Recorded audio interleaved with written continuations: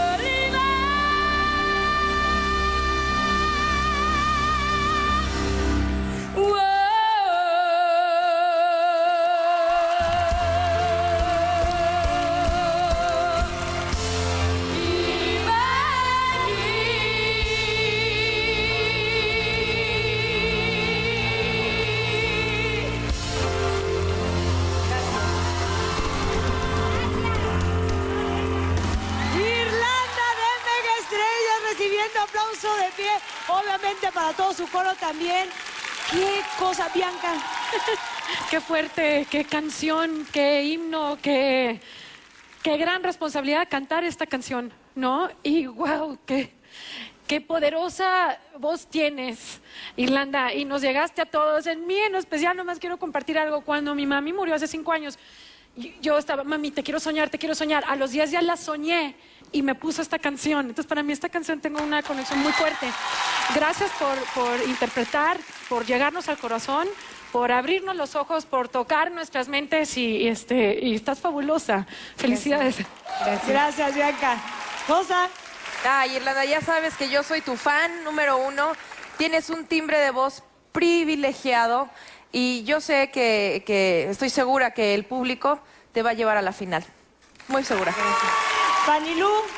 Irlanda, nos maravillas con cada cosa que haces. Esta es una canción que no es vocalmente muy exigente y la hiciste tan tuya que te pudiste lucir de una manera increíble. Cuando la vi dije, ay, no se va a poder lucir como ella lo hace con canciones mucho más exigentes. Ese final estuvo divino, todo lo que hiciste, todos los adornos maravillosos. Me molesta un poquito el inglés, que a veces cuando uno no se lo sabe, entonces cambia las letras o te inventas un poco, entonces el significado de la canción un poquito se pierde, pero tu esfuerzo estuvo increíble y me parece muy valiente llegar aquí a cantar una canción en inglés y hacerlo tan bien. Calificación, por favor, para Irlanda. Calificación perfecta. Felicidades. medio para Menestrellas, ahí lo estamos viendo. Y ella se va a festejarlo, por supuesto, al camerino.